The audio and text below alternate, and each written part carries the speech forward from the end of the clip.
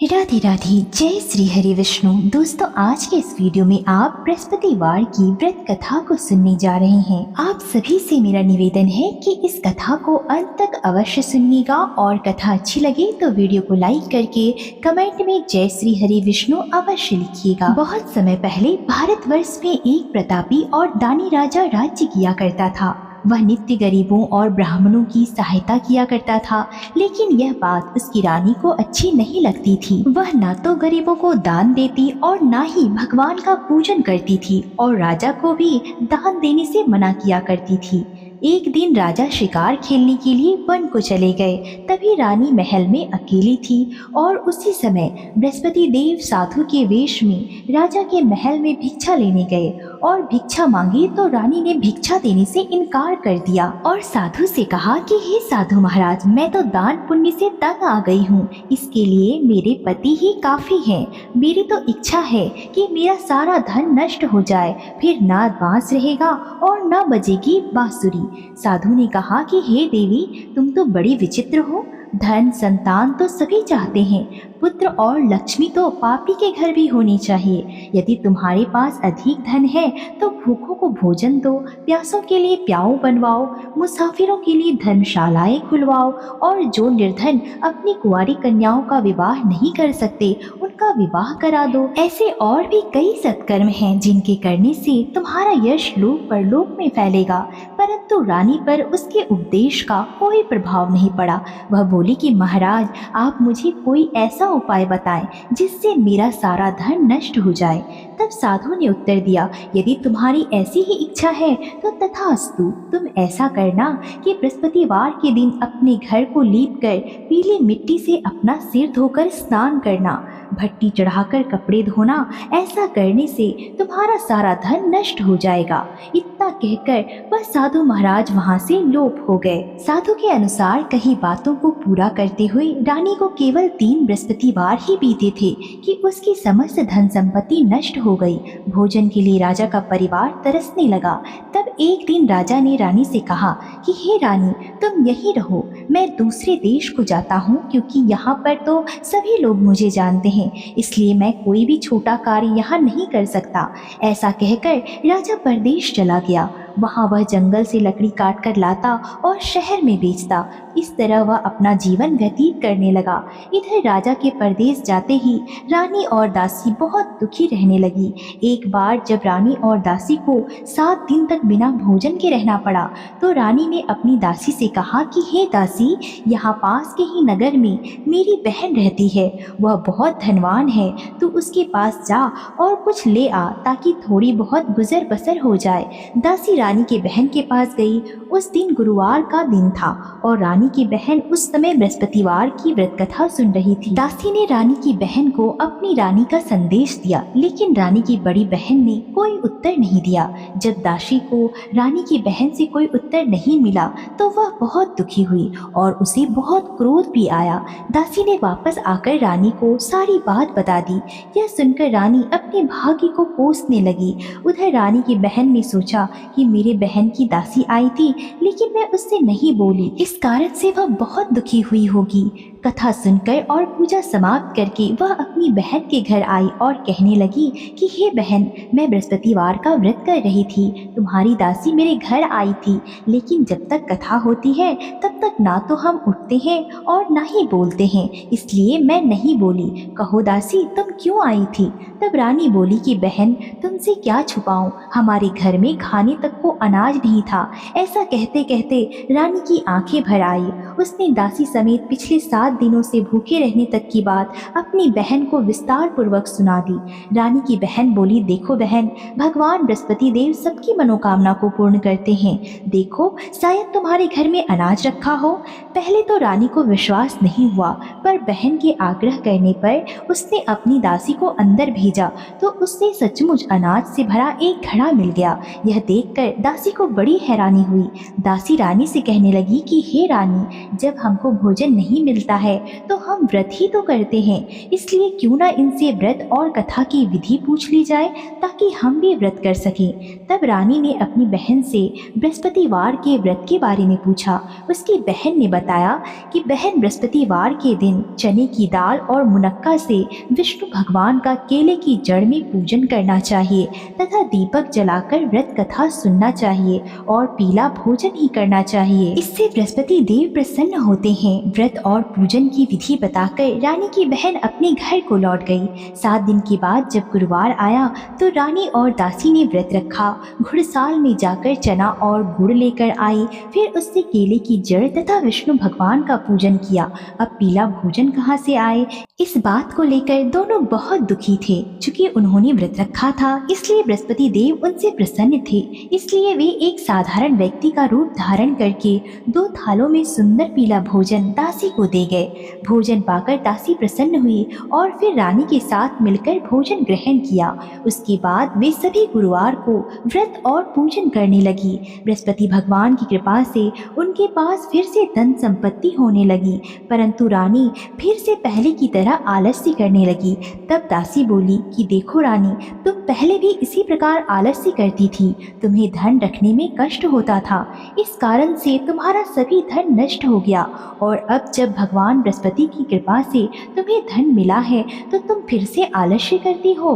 रानी को समझाते हुए दासी कहती है कि बड़ी मुसीबतों के बाद हमने यह धन पाया है, इसलिए हमें दान पुण्य करना चाहिए, भूखे मनुष्यों को भोजन कराना चाहिए और धन को शुभ कार्यों में खर्च करना चाहिए, जिससे तुम्हारे कुल का यश बढ़ेगा, स्वर्ग की प्राप्ति होगी और पितृ प्रसन्न होंगे। दासी की बात मानकर रानी अपना धन शुभ कार्यों में खर्च करने लगी, जिससे पूरे नगर में उसका यश फैलने लगा। उधर एक दिन राजा दुखी होकर जंगल में एक पेड़ के नीचे आसन जमा कर बैठ गया। वह अपनी दशा को याद करके बहुत व्याकुल होने लगा। बृहस्पतिवार का दिन था। एकाएक उसने देखा कि निर्जन वन में एक साधु प्रकट हुए।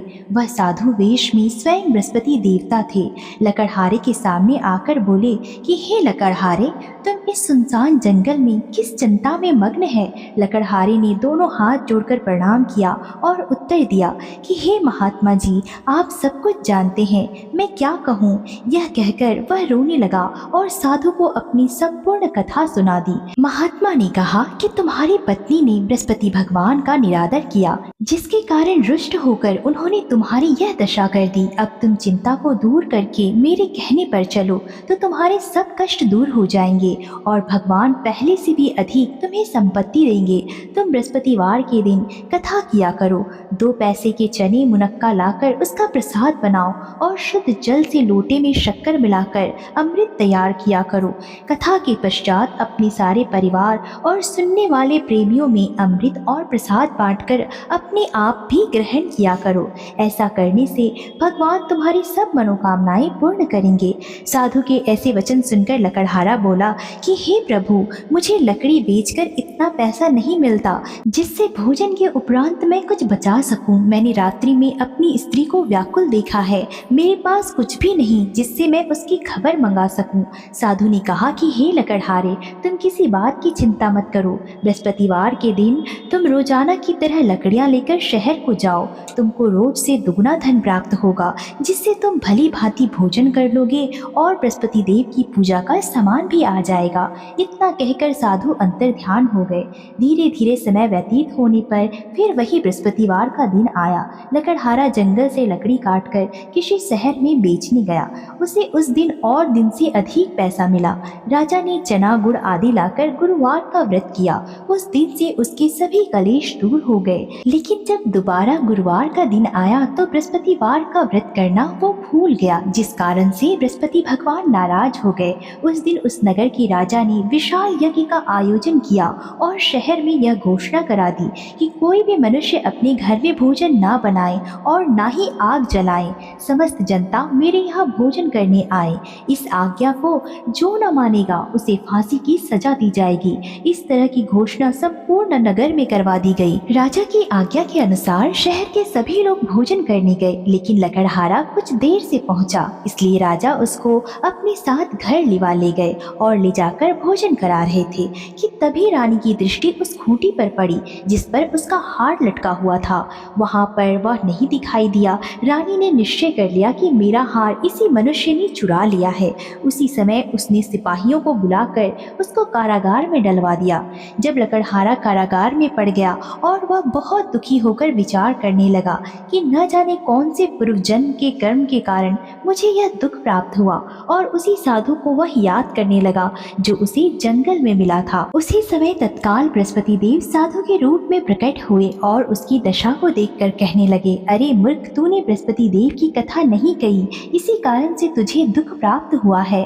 अब चिंता मत कर, बृहस्पतिवार के दिन कारागार के दरवाजे पर 4 पैसे पड़े मिलेंगे, उनसे तू बृहस्पति देव की पूजा करना तो तेरे सारे कष्ट दूर हो जाएंगे। बृहस्पतिवार के दिन उसे 4 पैसे मिले। लकड़हारे ने कथा कही और उसी रात्रि को बृहस्पति देव ने उस नगर के राजा को स्वप्न में कहा कि हे राजा, तूने जिस आदमी को कारागार में बंद कर दिया है वह निर्दोष है, वह राजा है, उसे छोड़ देना। रानी का हार उसी खूंटी पर लटका है और अगर तू ऐसा नहीं करेगा तो मैं तेरे सारे राज्य को नष्ट कर दूंगा। इस तरह रात्रि के स्वप्न को देखकर राजा प्रातः काल उठा और खूंटी पर हार देखकर लकड़हारे को बुलाकर क्षमा मांगी तथा राजा के योग्य सुंदर वस्त्र आभूषण देकर उन्हें विदा कर दिया। बृहस्पति देव की आज्ञा के अनुसार लकड़हारा अपने नगर को चल दिया। राजा जब अपने नगर के निकट पहुंचा तो उसे बड़ा आश्चर्य हुआ। नगर में पहले से अधिक बाग, तालाब, कुएं तथा बहुत सी धर्मशालाएं, मंदिर बनी थी। राजा ने यह पूछा कि यह सब बाग और धर्मशाला किसका है? तब नगर के सब लोग कहने लगे कि यह सब रानी द्वारा बनाए गए हैं। तो राजा को आश्चर्य हुआ और उसे बहुत गुस्सा भी आया। जब रानी ने यह खबर सुनी कि राजा आ रहे हैं तो उन्होंने दासी से कहा कि हे दासी, देख राजा हमको कितनी बुरी हालत में छोड़ गए थे। हमारी ऐसी हालत देखकर वह कहीं लौट न जाए, इसलिए तू दरवाजे पर ही खड़ी हो जा। आज्ञा के अनुसार दासी दरवाजे पर खड़ी हो गई।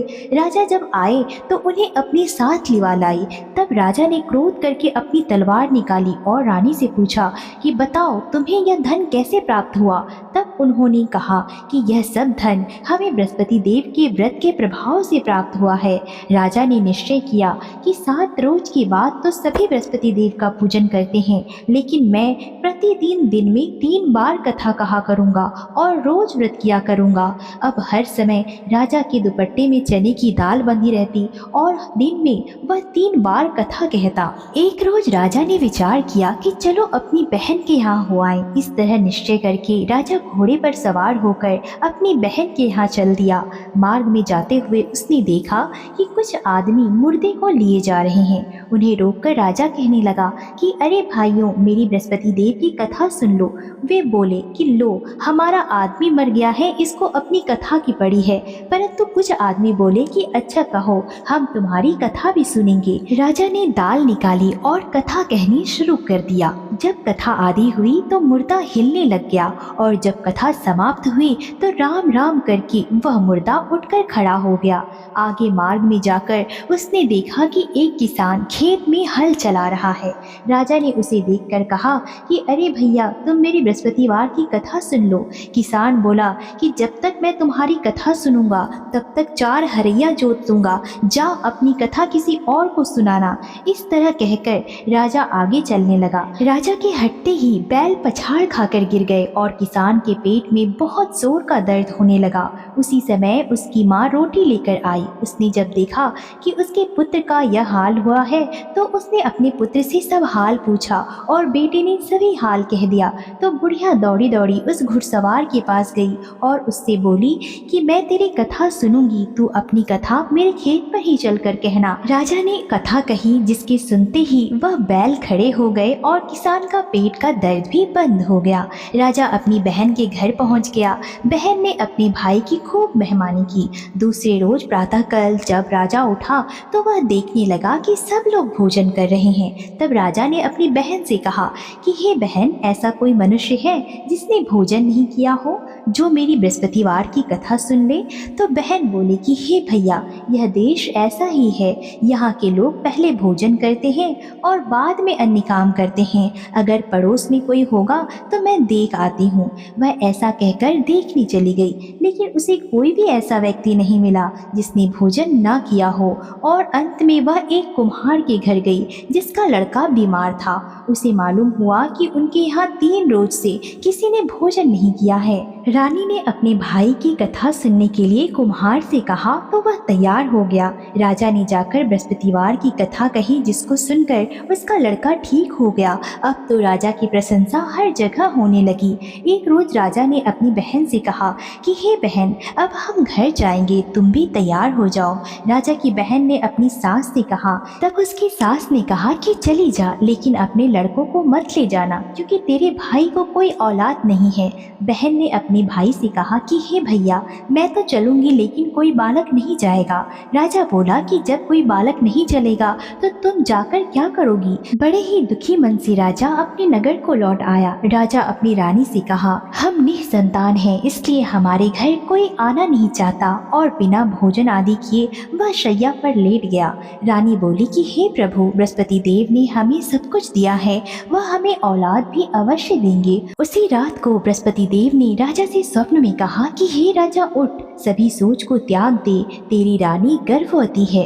राजा को यह बात सुनकर बड़ी खुशी हुई और 9वें महीने में रानी के गर्भ से एक सुंदर पुत्र पैदा हुआ। जब राजा की बहन ने यह शुभ समाचार सुना तो वह बहुत खुश हुई और बधाई लेकर अपने भाई के यहाँ आई।